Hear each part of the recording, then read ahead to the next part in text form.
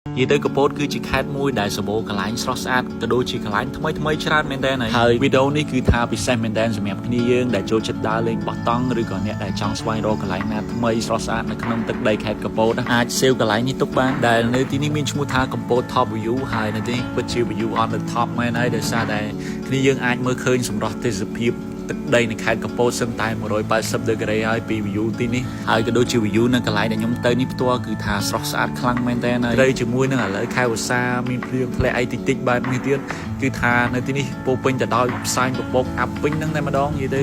ឡើងមកដល់លើនេះហើយគឺពិតជាមិនខកបំណងទេជាមួយ view ទេសភាពដ៏ស្រស់ស្អាតពីទឹកដីនៃខេត្តកំពតយើងចឹងវីដេអូនេះខ្ញុំនាំគ្នាយើងទៅស្គាល់កន្លែងបោះតង់នេះហើយក៏ដូចជាសម្រាប់ទេសភាពនៅហ្នឹងចង់ដឹងថាស្រស់ស្អាតប៉ុណ្ណាចឹងណាហើយថ្ងៃនេះខ្ញុំជិះម៉ូតូឡើងគឺយើងផ្លូវខែនេះបើសិនជាមានភ្លៀងធ្លាក់បែបនេះគឺថាល្អិលនឹងពិបាកគួរសមចឹងតម្រូវឲ្យគ្នាយើងបើសិនជាចង់ទៅលេងគួរតែមានម៉ូតូខ្ពស់អីគឺថាស្រួលហើយបើម៉ូតូទាបវាពិបាកបន្តិចឃើញតែខ្ញុំជិះមកផ្លែតចឹងប៉ុន្តែឡើងមកវិញពិបាកគួរសមគ្នាយើងហើយគាត់ថាមកដល់លើនេះភ្លាម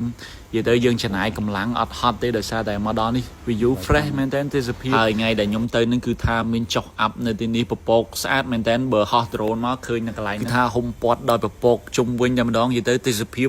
អូទៅចាក់ភ្នែកមែនតើខ្ញុំមកដល់នេះហើយខ្ញុំមានអារម្មណ៍ថាប្លែកភ្នែកមែនតើដោយសារតែអត់ដែលដឹងថានៅកំពតមានកន្លែងដែលស្រស់ស្អាតបែបនេះទេហើយមកដល់ភ្លាមពួកខ្ញុំក៏រៀបចំបោះតង់បើអីចឹងទៅហើយតាមពិតកន្លែងគាត់នេះជាហាងកាហ្វេទេគាត់ថាគាត់មានកន្លែងបោះតង់ហើយគាត់លក់ម្ហូបលក់អីចឹងហើយខ្ញុំក៏បាន unbox រឹងថ្មីខ្ញុំដែលខ្ញុំធ្វើការកម្មងតាមរយៈ app DRSB Express ដែលជា app ផ្ដល់នូវសេវាកម្មជួយទិញអីវ៉ាន់ពីប្រទេសចិនដែលគ្នាយើងងាយស្រួលមែនតើហើយនៅក្នុងនោះមានទំនិញជាង60លានមុខដែលគ្នាយើងអាចធ្វើការកម្មងទិញបានតាមរយៈ app DRSB Express នេះបានចឹងងាយស្រួលមែនតើគ្នាយើងអ្នកដែលចង់ធ្វើការប្រើប្រាស់ app នេះដែលគ្រាន់តែយើង copy link ពី app ចិនដែលយើងត្រូវការទិញអីវ៉ាន់ហ្នឹងមកហើយផាសចូលមកក្នុង app DRSB Express មកគ្នាយើងអាចធ្វើការដាក់កម្មងទៅតាមអ្វីដែលយើងចង់បានហើយចឹងវាផ្ដល់ភាពងាយស្រួលសម្រាប់គ្នាយើងដែលអត់សូវចេះទិញអីវ៉ាន់មកពីចិនឬក៏ចង់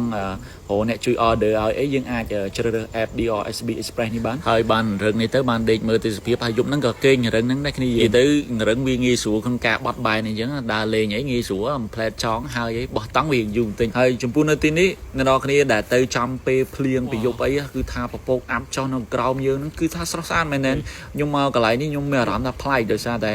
វារដងយើងចង់ឃើញពពកអាប់បែបនេះទោះឡើងដល់កំពូលភ្នំបូកូប៉ុន្តែអានេះគ្រាន់តែនៅចកេះភ្នំទេប៉ុន្តែយើងអាចមើលឃើញសម្រស់ទេសភាពដ៏ស្រស់ស្អាតបែបនេះហើយក៏មើលឃើញទេសភាពក្រុងកំពតស្រស់ស្អាតមែនទែនហើយគ្នាយើងក៏បានរៀបចំជុំគ្នាងាយហ្នឹង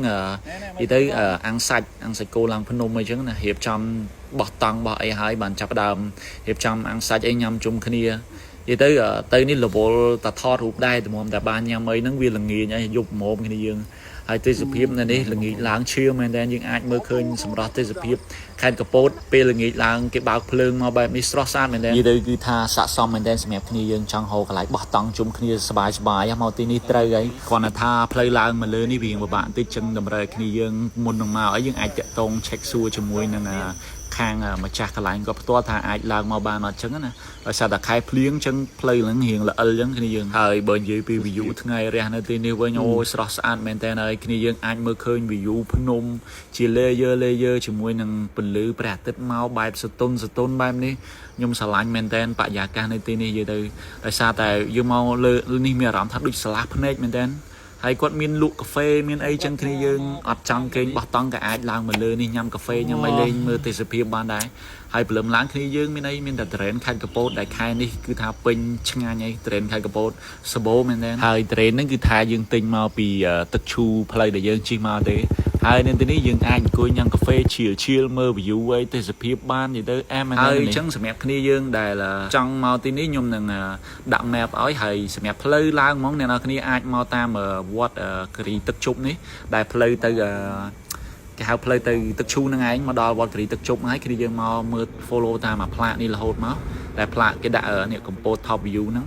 ហើយមួយវិញទៀតចំពោះគ្នាយើងដែលជ្រើសរើសសេវាកម្មទិញអីវ៉ាន់ពីចិនតាមរយៈក្រុមហ៊ុន DRSB គាត់ក៏មានសេវាកម្មដឹកជញ្ជូនដល់គេហដ្ឋានយើងដោយអត់គិតថ្លៃសេវាដែរគ្នាយើងងាយស្រួលមែនតើហើយបើមានបាក់បែកខូចខាតខុសពណ៌ខុសទំហំអីខាងក្រុមហ៊ុនគេនឹងធានាបដូរជូន 100% តែម្ដងគ្នាយើងហើយចំពោះតម្លៃដឹកអីវ៉ាន់ពីប្រទេសចិនក៏មានតម្លៃទាបជាងទីផ្សារចាប់ពី 2000 រៀល ហើយលើគេមាន promotion ពិសេសប្រើសេវាកម្មជួយទិញ DRSB Express នេះគឺយើងមានលុយត្រឹមតែ 50% មុនក៏អាចធ្វើការកម្មងអីវ៉ាន់បានដែរបានន័យថាចាំអីវ៉ាន់មកដល់ចាំយើង pay គ្រប់ 100% ក៏បានដែរហើយសម្រាប់ព័ត៌មានបន្ថែមគឺយើងអាចចូល check ក្នុង Facebook page របស់ DRSB បានហើយវីដេអូខ្ញុំមានតែប៉ុណ្្នឹងទេអរគុណច្រើនគ្នា